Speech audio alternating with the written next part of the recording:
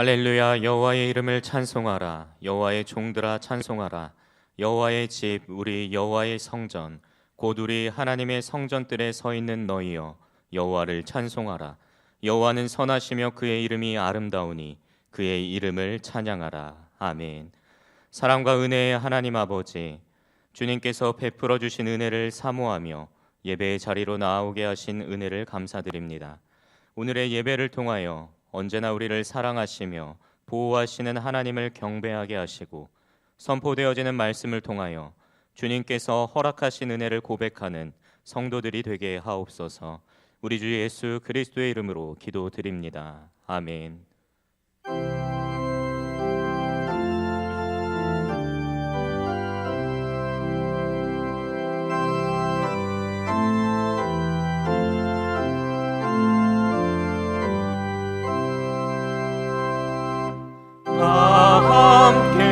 주를 경배하세.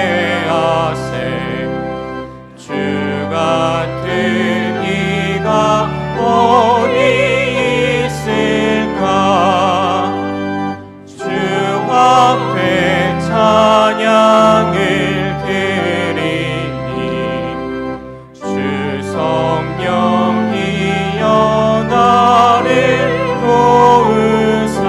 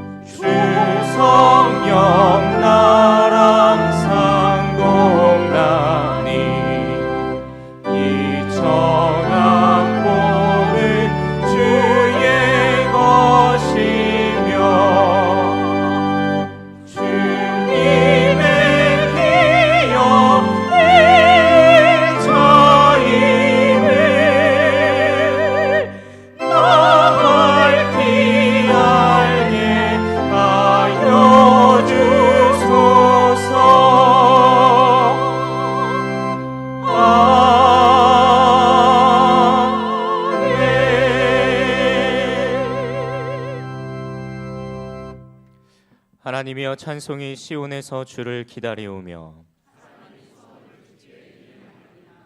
기도를 들으시는 주여 모든 육체가 주께 나아오리이다.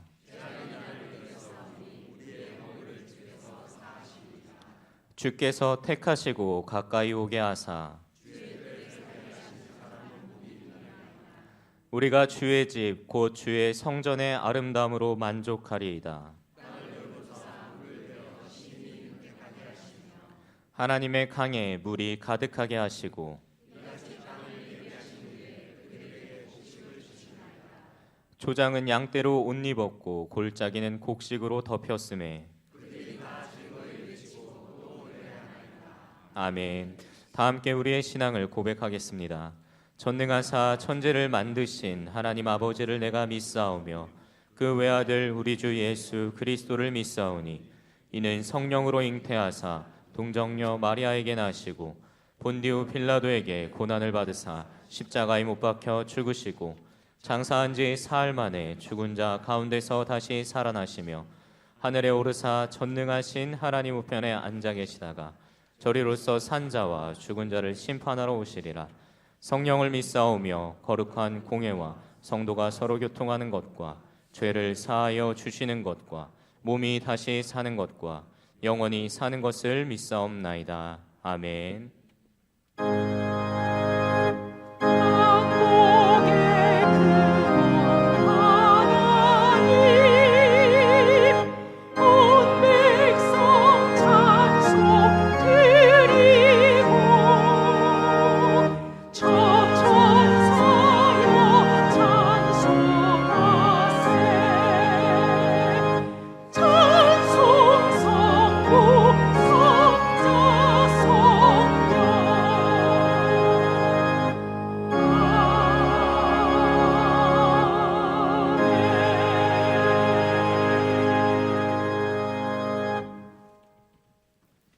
자리에 앉아주시기 바랍니다. 사랑이 많으시고 자비로우신 하나님, 우리 구원자 예수 그리스도께서 하나님의 말씀을 통하여 육화하시어 우리 구원을 위하여 삶과 피를 취하셨기에 우리는 예수 그리스도의 말씀이 담긴 기도로 축성되고 또한 우리의 피와 살의 자양분이 되어주심에 감사를 드리며 이 시간 성령 강림 후 제9주 광복기념주일을 맞이하여 예배 자리로 나왔사오니 우리의 예배를 흠량하여 주시고 연락하여 주시옵소서. 특별히 이 시간 광복기념주일로 예배를 드립니다. 36년간 나라를 잃고 언어와 이름까지 빼앗기며 억압 가운데 살던 이 민족에게 자유와 해방의 기쁨을 누리게 하심에 감사를 드립니다. 광복 80주년 경제대국 12의 나라가 되게 하시며 한강의 기적과 놀라운 경제 발전을 이루어 주심에 감사를 드립니다. 하나님의 은혜로 세워진 이 나라를 사랑하사 국방을 튼튼히 하고 경제 성장 발전을 위하여 국민들의 뜻과 마음을 하나로 통합하게 하시어 외세의 압력으로부터 흔들림 없이 우뚝 서는 부국 강병의 나라가 되게 하여 주시옵소서. 국가를 위하여 기도드립니다. 신냉전 시대 패권주의로 인한 강대국의 삐뚤어진 침략주의적 전쟁으로 인하여 세계가 전쟁의 소용돌이 속으로 빠져들고 있습니다. 양육강식의 무참한 상황 속에서 적자 생존으로 내몰려가는 약소국가의 연약한 백성들의 참혹한 울부짖는 고통의 소리를 들으시고 하나님의 역사하심으로 전쟁을 멈추게 하여 주셔서 서로 화합하여 사랑과 평화를 이루어 지낼 수 있도록 인도하여 주시옵소서. 새로운 정부를 위하여 기도드립니다. 대통령과 위정자들에게 하나님을 온전히 경외하게 하시고 정직하고 진실하게 그리고 슬기롭고 지혜롭게 이 나라를 이끌어갈 수 있도록 은혜를 내려주셔서 혼란스러운 국제정세와 극단적 자국 이기주의 정세 속에서도 극복할 수 있는 저력과 다시 한번 도약할 수 있는 능력과 지혜를 허락하시어 강건하고 자유로운 내유외강의 대한민국이 될 수 있도록 큰 축복을 내려 주시옵소서. 교회를 위하여 기도드립니다. 믿음으로라는 주제로 교회학교 여름 행사를 계획하고 진행 중에 있사오니 주님께서 친히 인자하여 주셔서 하나님을 향한 참된 믿음을 배우게 하시옵고 하나님의 은혜의 바다를 경험하게 하시며 믿음으로 하나님을 기쁘시게 하는 귀한 시간이 되게 하시옵고 우리들에게는 주님의 날개 그늘 아래에서 소망을 갖고 살아가게 하시고 우리를 지켜주시며 안아주셔서 진실로 참된 강함이 되게 하여 주시옵소서. 그리하여 우리 모두의 삶이 선한 삶과 거짓이 없는 믿음의 삶이 되도록 은총을 내려 주시옵소서. 교회의 성장, 부흥 발전을 위하여 학수고대하시며 고심초사 기도하시고 전심전력을 애쓰시며 임백기천으로 애태우시는 담임 목사님과 부목사님, 교육자들을 하나님의 전지전능하심으로 피곤치 않게 하여 주시고 영성을 충만하게 하여 주시사 성도님들을 주님의 사랑과 말씀으로 감도되게 하시어 믿음의 사람, 진리 앞에서 겸손한 사람이며 경건의 모습으로 역사 가운데 하나님의 뜻을 성찬하는 나다 나엘의 순전한 신앙을 본받게 하셔서 말씀으로 거짓된 자아의 옷을 벗어버리고 성령을 따라 그리스도로 옷 입는 교회가 되게 하여 주셔서 생명을 살리고 평화를 일구는 예배 공동체가 되게 하여 주시옵소서. 그리하여 하나님을 알지 못하여 세상에서 방황하며 세상 염려와 근심에 쌓인 자들과 상처받은 영혼들을 생명의 길로 인도할 수 있도록 은혜를 내려 주시옵소서. 부름받아 낯선 땅에서 선교복음을 위해 헌신하고 있는 선교사님들을 지켜보아여 주시옵고 선교사님들과 디아스포라 이민교회를 통해 열방의 영혼들이 주님께로 돌아오는 구원의 역사가 불일 듯 일어나게 하시옵소서. 하나님께서 바라시는 참된 예배를 위하여 여러 모양으로 섬기는 지체들과 정성을 다하여 드리는 호산나 찬양대와 카리스 챔버 오케스트라의 아름다운 표향을 기쁘게 받아 주시옵고 그들의 삶 속에서 예수님이 주시는 참된 평강을 누리게 하시고 그 평강을 이웃에게도 나누는 도구로 쓰임받게 하여 주시옵소서. 지금도 지선하시며 무음하심으로 살아 역사하시는 하나님을 굳게 믿사오며 사랑이 많으신 나사렛 예수 그리스도 이름으로 간절히 기도드렸사옵나이다.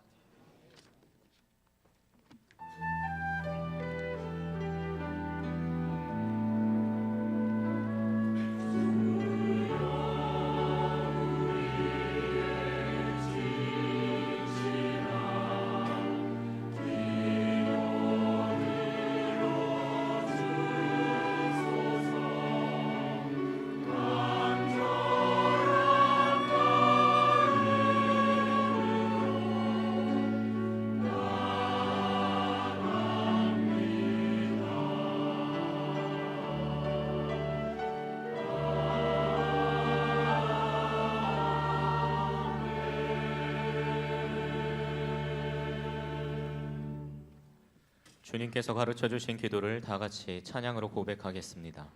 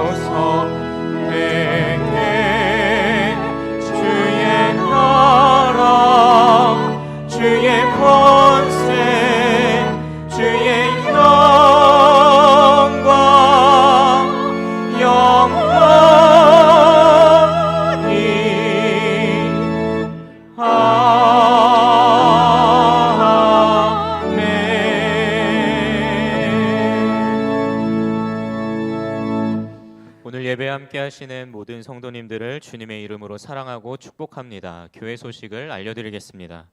이번 주일은 성령 강림 후 제9주이자 남북 평화통일 공동기도주일, 북한 선교주일, 광복기념 주일입니다. 교회에 등록하신 분이나 등록하기를 원하시는 분들께서는 새가족 모임에 참여해 주시기를 바랍니다. 새가족 모임은 매주일 오후 12시 20분부터 6층 새가족부실에서 있습니다. 8월 23일 토요일까지 3주간 속해 휴속기간입니다. 휴속기간 중 읽을 성경과 신앙도서는 주보를 참고해 주시고 신앙도서 구입을 원하시는 성도님께서는 교역자에게 신청해 주시기를 바랍니다. 청년부 여름수련회가 8월 14일 목요일부터 8월 16일 토요일까지 그럼에도 사랑이여라 라는 주제로 강화 별빛 별장 펜션에서 진행됩니다.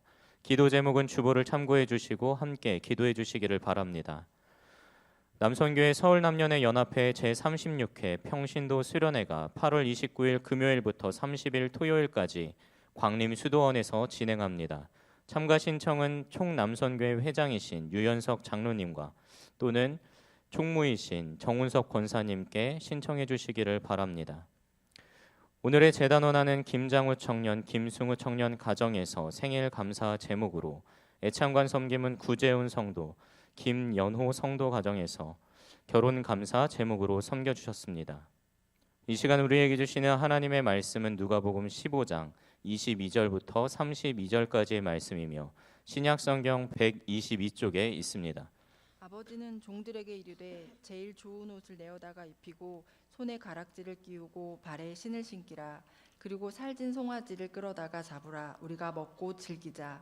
이 내 아들은 죽었다가 다시 살아났으며 내가 잃었다가 다시 얻었노라 하니 그들이 즐거워하더라. 맏아들은 밭에 있다가 돌아와 집에 가까이 왔을 때 풍악과 춤추는 소리를 듣고 한 종을 불러 이 무슨 일인가 물은데 대답하되 당신의 동생이 돌아왔음에 당신의 아버지가 건강한 그를 다시 맞아들이게 됨으로 인하여 살진 송아지를 잡았나이다 하니 그가 노하여 들어가고자 하지 아니하거늘 아버지가 나와서 권한대 아버지께 대답하여 이르되 내가 여러 해 아버지를 섬겨 명을 어김이 없거늘 내게는 염소 새끼라도 주어 나와 내 벗으로 즐기게 하신 일이 없더니 아버지의 살림을 창녀들과 함께 삼켜버린 이 아들이 돌아오매 이를 위하여 살진 송아지를 잡으셨나이다. 아버지가 이르되 예 너는 항상 나와 함께 있으니 내 것이 다 내 것이로되 이 내 동생은 죽었다가 살아났으며 내가 잃었다가 얻었기로 우리가 즐거워하고 기뻐하는 것이 마땅하다 하니라. 아멘.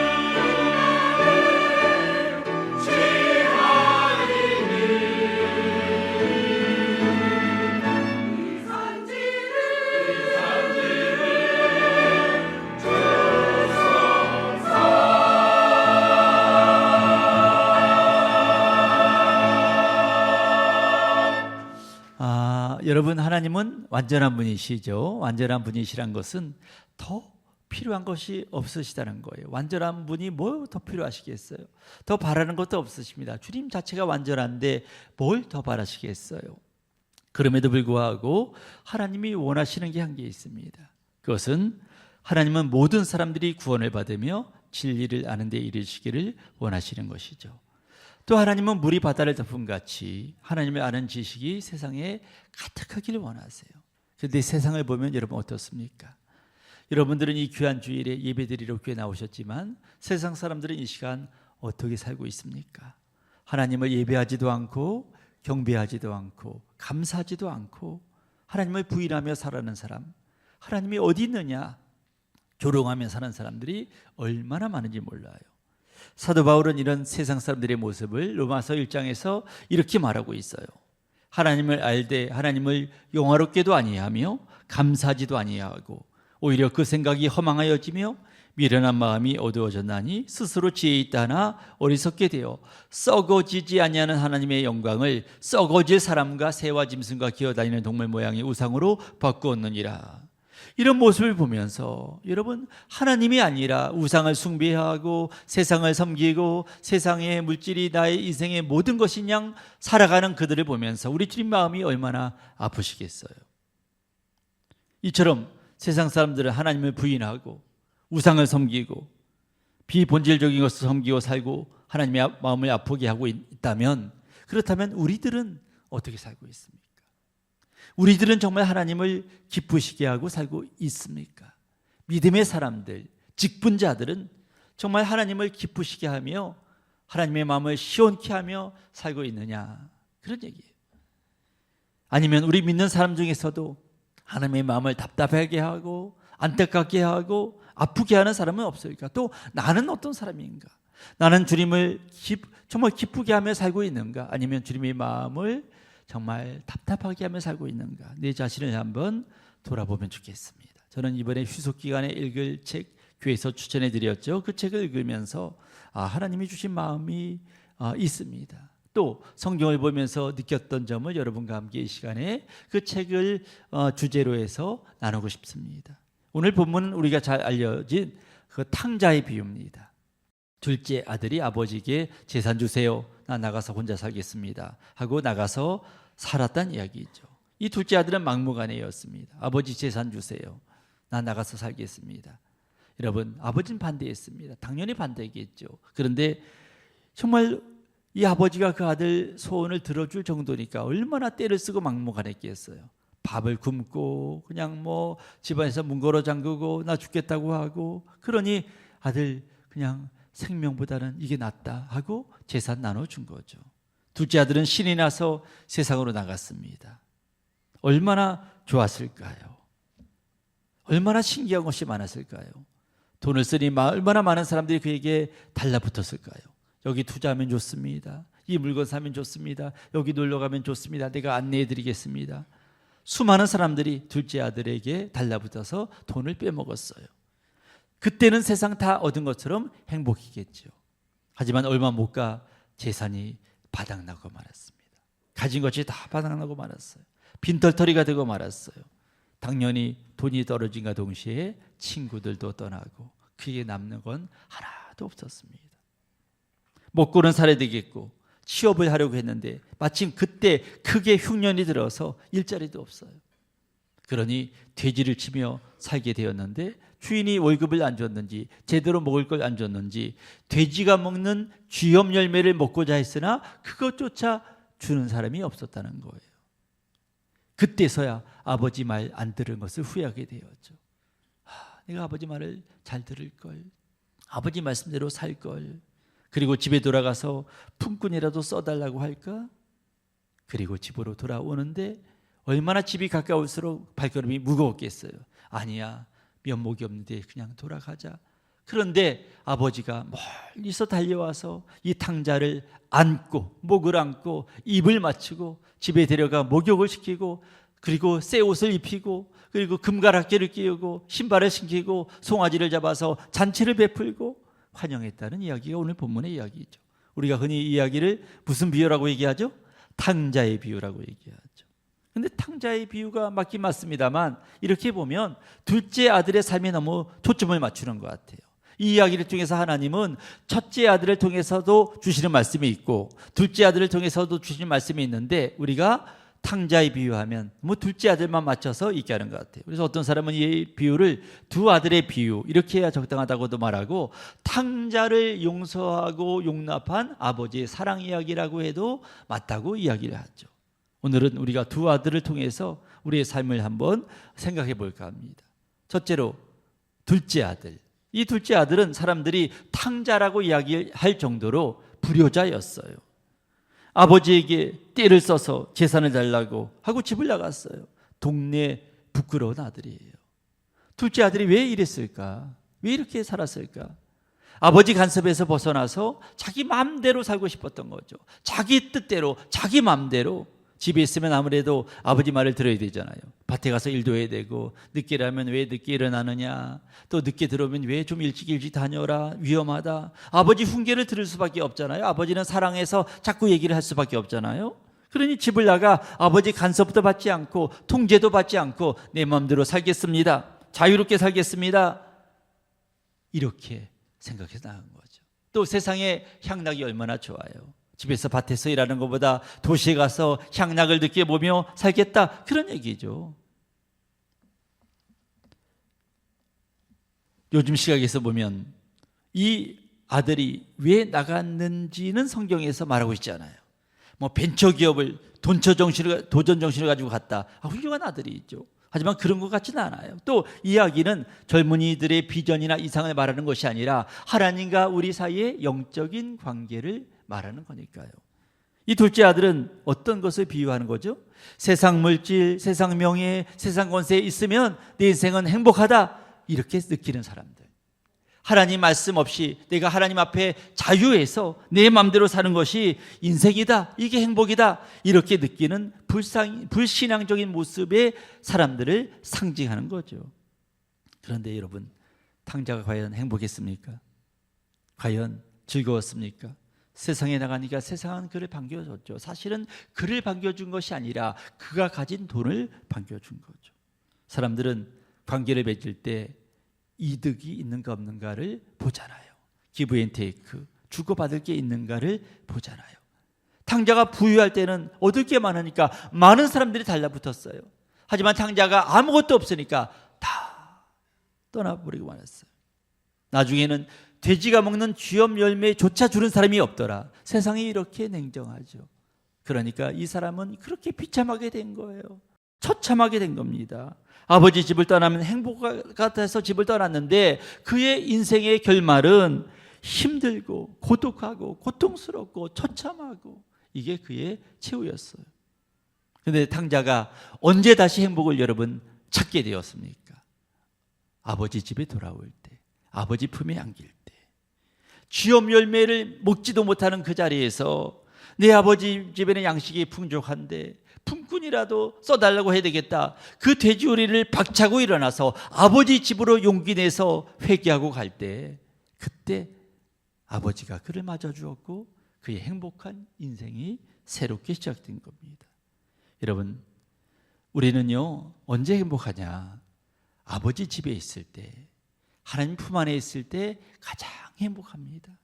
왜 행복하냐? 그럴 때 하나님이 우리를 그런 존재로 만드셨기 때문입니다. 여러분, 전도서는 이렇게 말하고 있어요. 하나님이 모든 것을 지으시되 때를 따라 아름답게 하셨고 또 사람들에게는 영혼을 사모하는 마음을 주셨느니라. 두 번째 줄에 나오죠. 사람들에게는 영혼을 사모하는 마음을 우리에게 주셨습니다. 창조 때부터 우리를 그렇게 만드셨어요.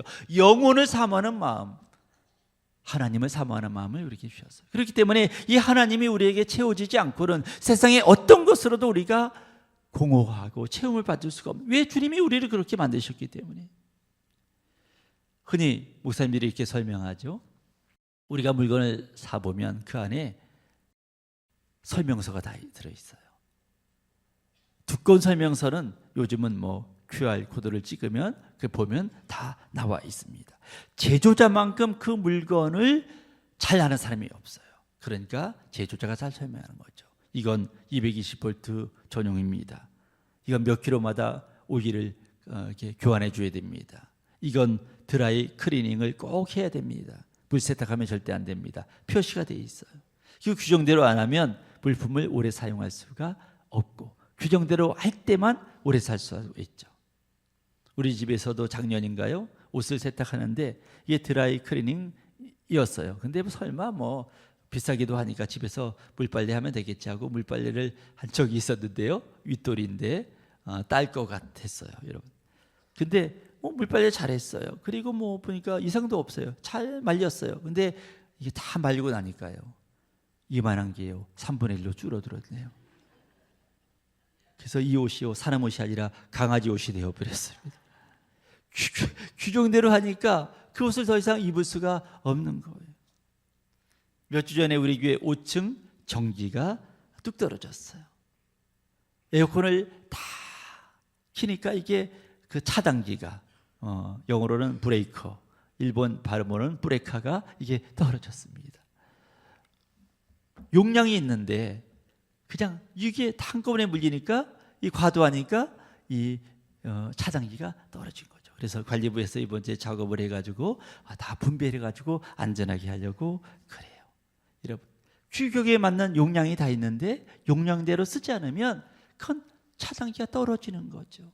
더 이상 쓸 수가 없고 깜깜하게 되는 거죠. 인생도 마찬가지예요.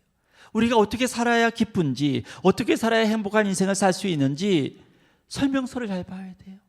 하나님은 우리를 창조하실 때 우리가 어떻게 하면 행복할지 설명서를 잘 우리에게 말씀해 주셨어요. 그것이 뭡니까? 성경이 있잖아요.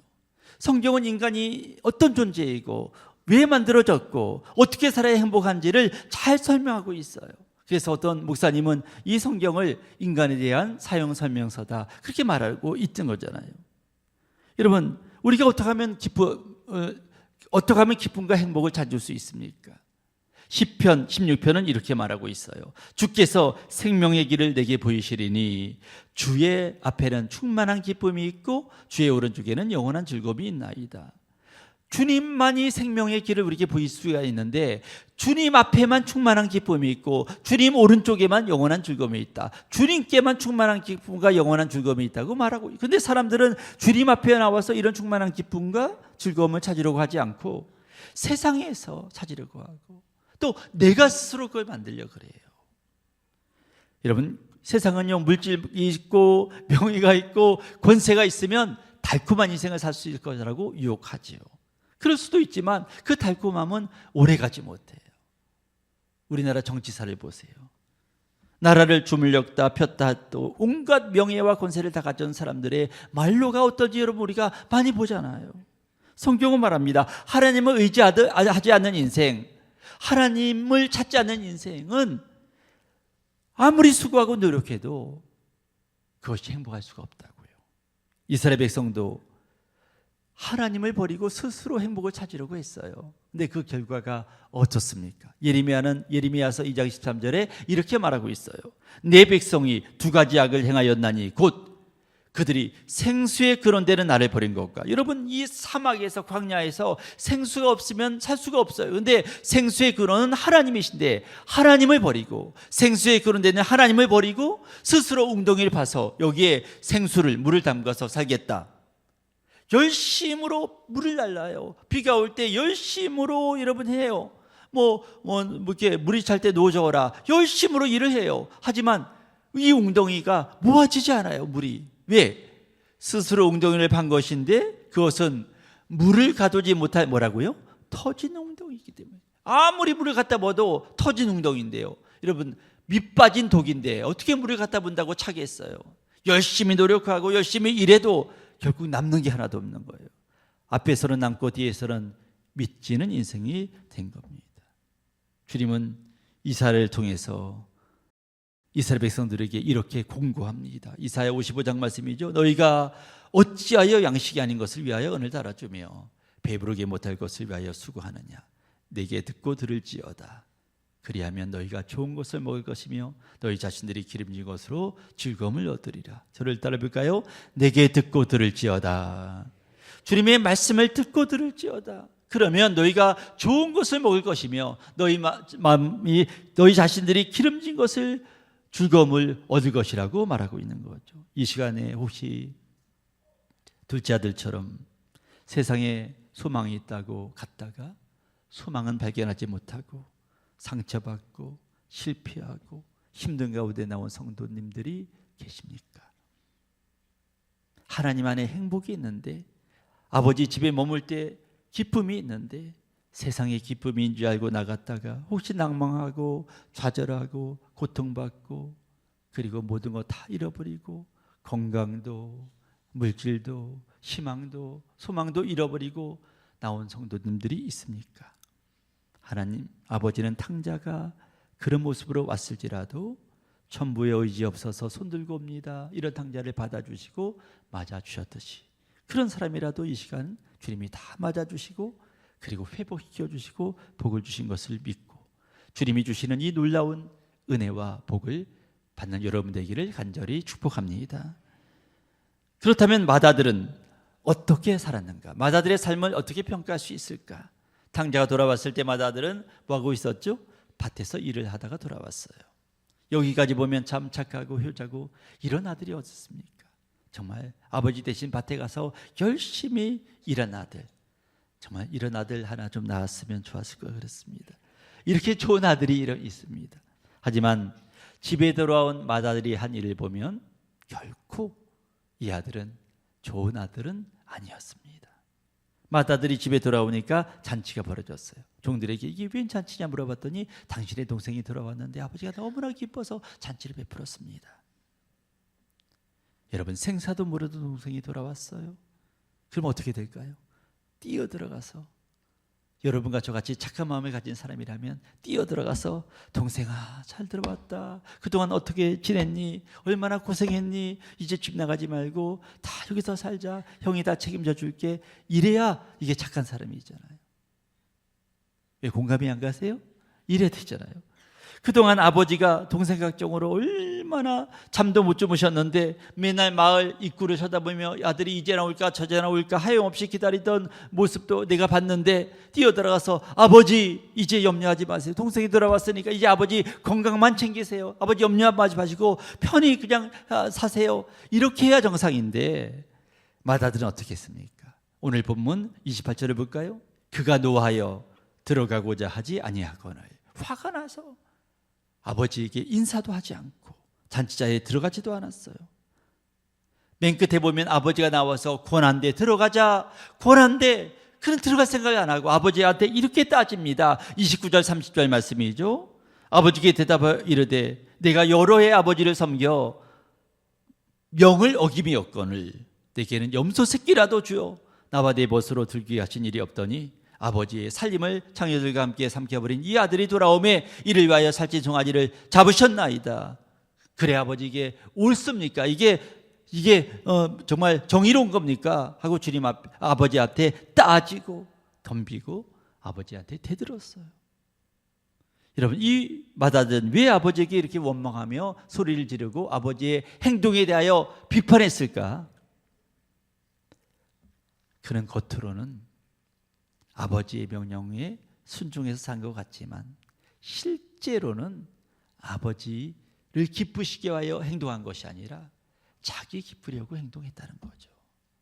그래서 동네 사람들은 저 아들 참, 둘째 아들은 망나니지만 저 아들은 참 괜찮은 아들이야, 이렇게 아버지를 기쁘게 하고 돕다니, 이런 칭찬을 들었지만 사실은 지금까지 아버지를 위해서 그렇게 산 게 아니에요. 자기를 위해서 산 겁니다. 만약 아버지를 위해서 살았다면, 아버지의 행복과 기쁨을 위해서 살았다면 이 동생이 돌아왔을 때 우리 아버지가 얼마나 기쁘실까, 얼마나 좋으실까. 그래, 나는 동생이 못 만나가지만 우리 아버지가 저 아들을 좋아하니까, 동생을 좋아하니까 됐다 하면서 아버지 건강만 사세요, 동생아 아버지 곁에 꼭 붙어 있으라, 이러겠죠. 하지만 이 첫째 아들은 그렇지 않았다는 겁니다. 탕자가 자기 중심적으로 살았다면 이 첫째 아들도 자기 중심적으로 살았던 거죠. 결국 둘째 아들은 아버지 말에 불순종해서 아버지 마음을 아프게 했지만, 첫째 아들도 순종하는 척했지만 본심은 그렇게 되지 않아서 아버지 마음을 아프게 한 거죠. 여러분에게 읽으라고 소개시켜드린 책을 보면 팀 켈러는 이렇게 얘기합니다. 둘째 아들이 집 나간 탕자라면 첫째 아들은 집 안에 있는 탕자였다. 우리도 여러분 첫째 아들처럼 될 때가 있다는 거예요. 첫째 아들을 통해서 우리에게 주시는 말씀이에요. 하나님 말씀에 순종하고 봉사하고 헌신하고 열심히 일하는 일은 좋은 일입니다. 복받을 만한 일이에요. 근데 어떤 마음을 가지고 하느냐, 그 일을 한 후에 어떤 마음을 갖느냐가 중요한 거예요.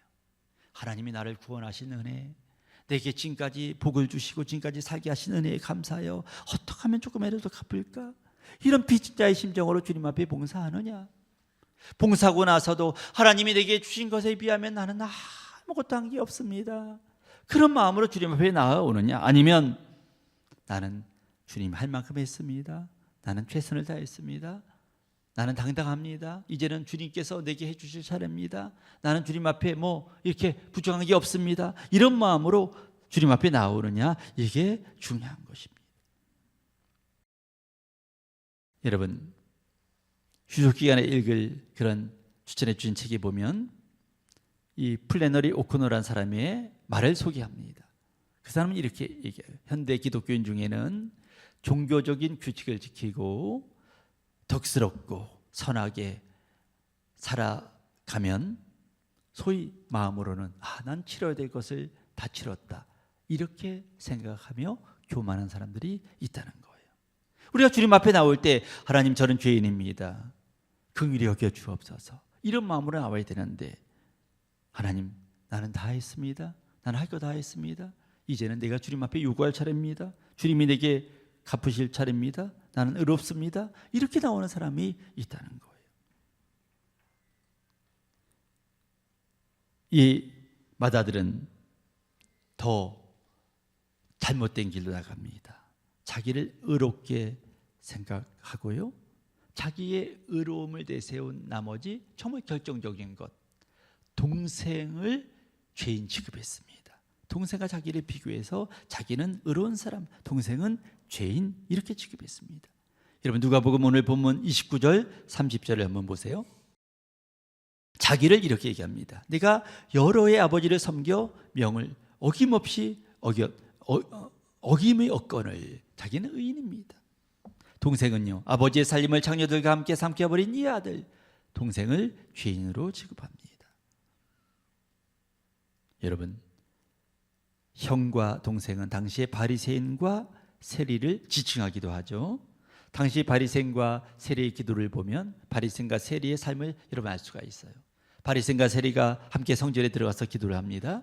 바리새인은 누가복음 18장 11절 12절에 보면 이렇게 얘기하죠. 서서 따로 기도하여, 저 사람하고는 취급도 안 합니다. 세리는 취급도 안 하고 따로 서서 기도합니다. 하나님이여, 나는 다른 사람들과 곧 토색불이 가늠하는 자들과 같지 아니하고 이 세리와도 같지 않음을 감사합니다. 이 세리 아주 하찮게 여깁니다. 나는 일에 2번 금식하고 소득에 11조를 드립니다. 주님 앞에 자기 한 일을 자랑합니다.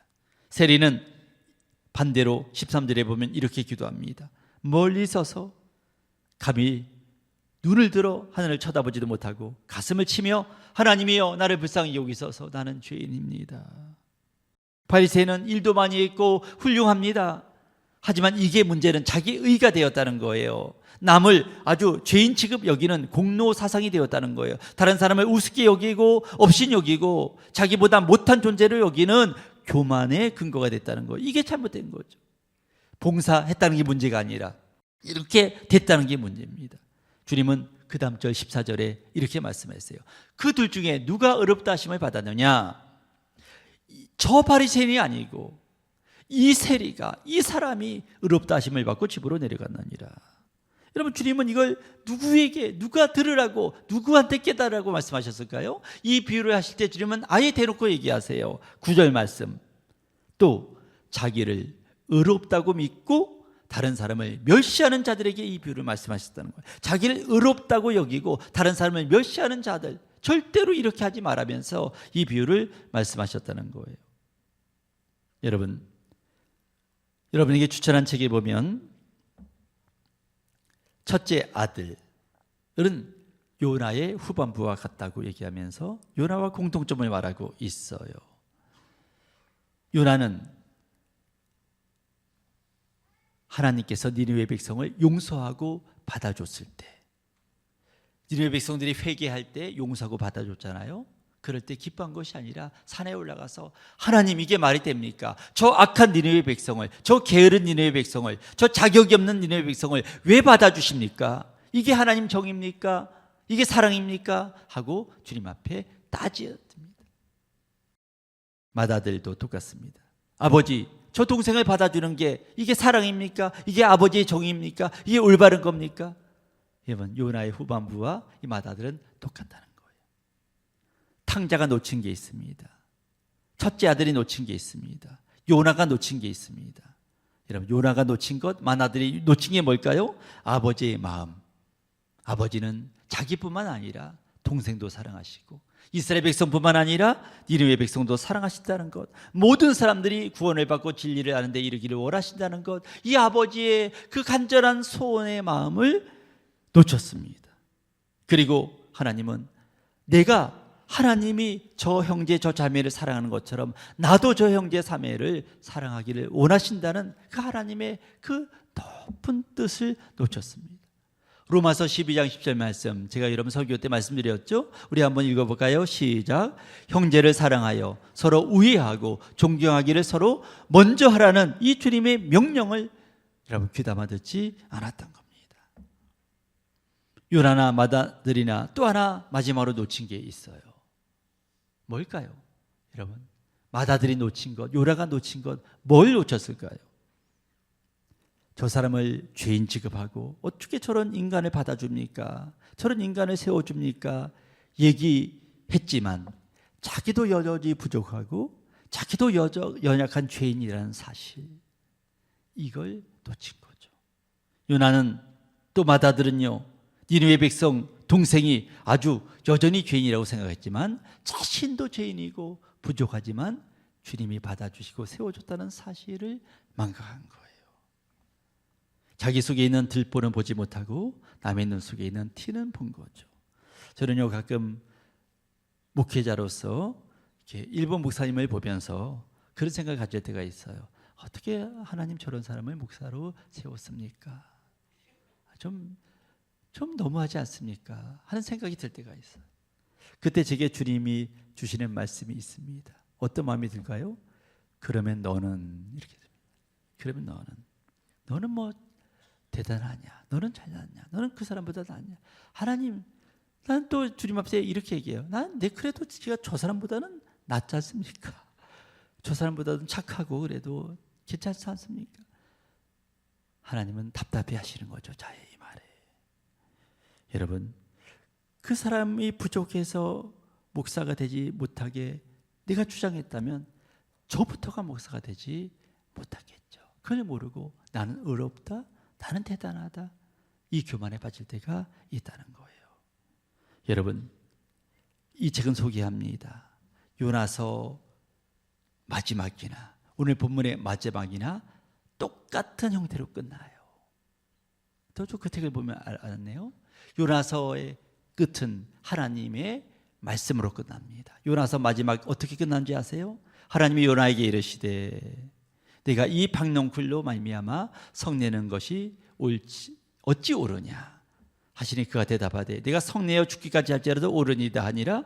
10절 여호와께서 이르시되 내가 수고도 아니하였고 재배도 아니하였고 하룻밤에 났다가 하룻밤에 말라버린 이 박농쿨을 아꼈거든.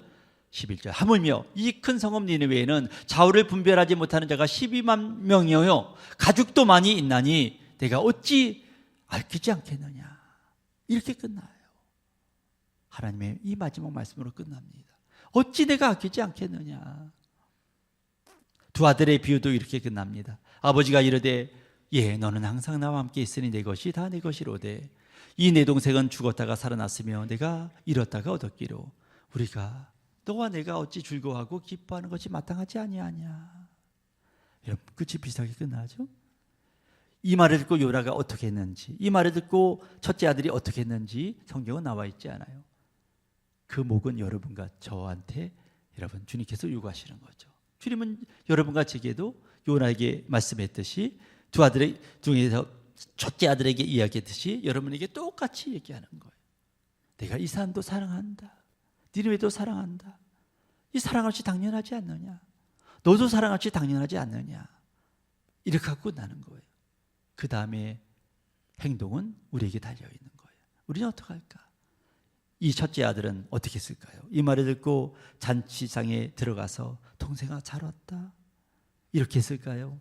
아니면 여전히 밖에서 있었을까요? 그건 여러분과 제가 할 일이죠. 사랑하는 여러분, 우리는 주님의 말씀대로 살라고 명령을 받았고 주님 말씀대로 살 때 참 행복이 있다고 우리는 주님은 가르쳐주고 계세요.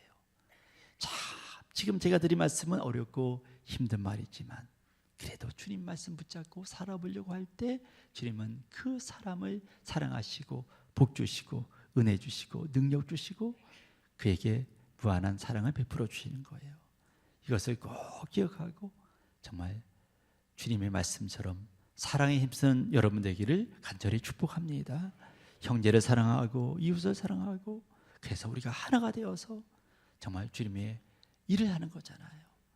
우리 한국교회가 분쟁이 없고 다툼이 없고 하나가 되어서 정말 주님의 나라를 위해서 일할 때 너희가 서로 사랑하면 이로써 모든 사람들이 너희가 내 제자인 줄 알리라. 세상 사람들도 우리 기독교인들을 보고 교회를 보고 주님을 사랑하는 사람으로 알고 나와서 주 앞에 영광을 돌리는 거죠. 우리 교회가 이런 사랑의 그 모범을 보이고 선두에 서는 교회가 되기를 간절히 축복합니다. 그래서 서로 하나님의 뜻을 따라서 살아가서 주님을 기쁘셔야 하고 주님의 귀한 복을 받는 여러분 모두가 되기를 간절히 축원합니다. 하나님 아버지 감사합니다. 귀한 주일에 나와서 예배합니다. 말씀 듣고 붙잡고 살아가도록 도와주시고 그것이 힘들고 어렵고 답답한 일이고 어리석게 보이는 일일지 모르지만 주의 말씀 붙잡고 살아가면 분명히 심은 대로 거두리라. 이 말씀이 이루어질 줄 믿습니다. 아버지 거두는 역사들이 일어나도록 도와주옵소서. 예수님의 이름으로 기도드렸사옵나이다. 아멘.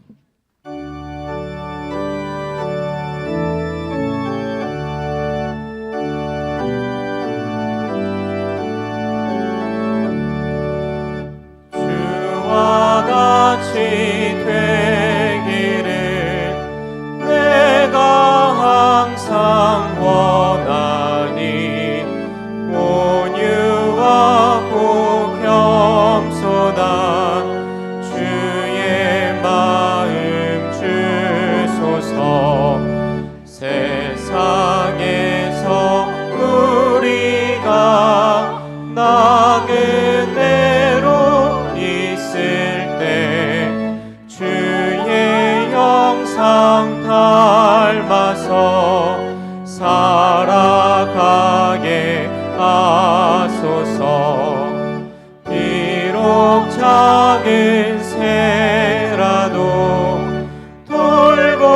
돌보시는 나의 주 나와 함께 계시어 나를 지켜주소서. 마음이 깨끗하기를 내가 항상 원하니 악한 마음 버리고 살아가게 하소서. 주와 같이 되기를 내가 항상 원하니 주님 뜻을 따라서 살아가게 하소서. 주 은혜로 거듭나 말씀 위에 굳게 서 영원 무궁하도록 주와 함께 살리라.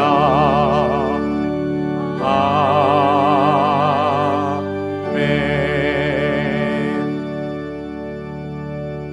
이제 다 함께 일어나셔서 봉헌하시겠습니다. 뜻없는 것을 아낌없이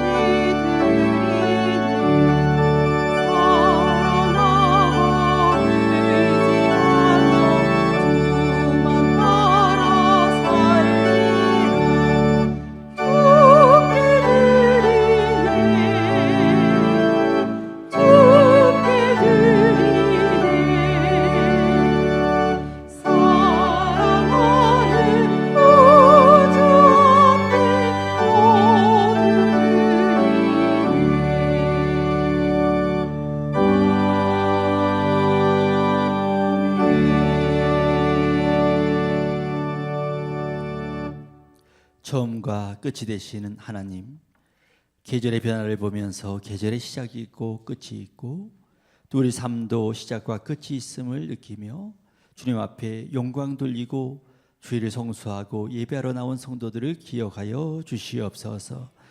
세상의 소망이 아니라 주님 안에 있을 때 소망이 있음을 알고 주 앞에 나와서 예배하며 오늘 봉헌하는 성도들을 기억해 주시어서 터진 웅덩이가 아니라 생수의 근원 되신 주님께서 그 가정을 지켜주시어서 날마다 기쁨과 영원한 즐거움이 넘치는 가정으로 만들어 주옵소서. 힘들고 어려운 가운데 있는 성도가 있습니까? 아버지의 모든 것을 잃고 있는 성도가 있습니까? 건강도 회복되게 하시고 물질도 회복되게 하시고 미래와 기회도 회복되게 하여 주시어서 주님의 놀라운 은혜를 찬양하며 예배할 수 있도록 도와주옵소서. 이 한 주간도 우리와 함께 하시며 능력 은혜 더하실 줄 믿으며 예수님의 이름으로 기도드렸사옵나이다. 아멘.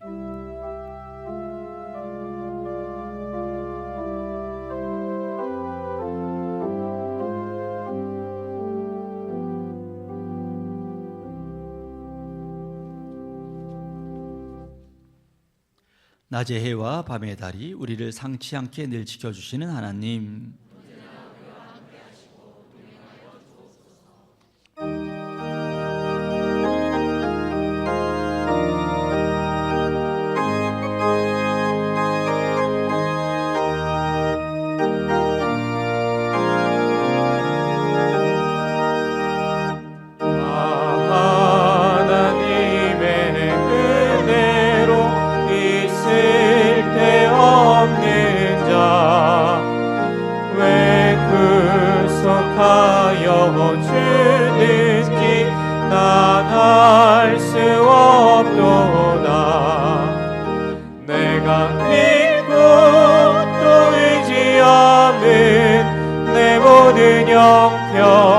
하시는 주님 늘 보호해 주실 것을 나는 확실히 하네.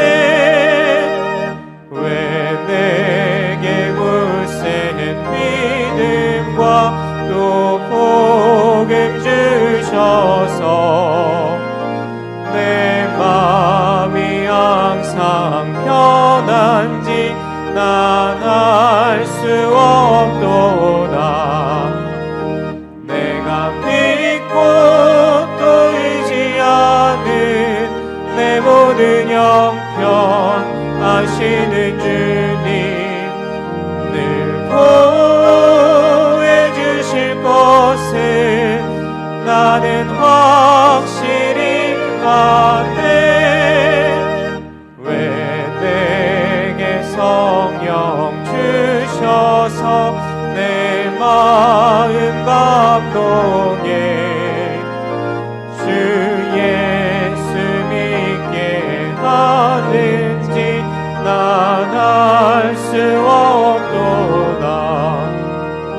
내가 믿고 또 의지하는 내 모든 형편 하시는 주님 늘 보호해 주실 것을 나는 확실히 아네.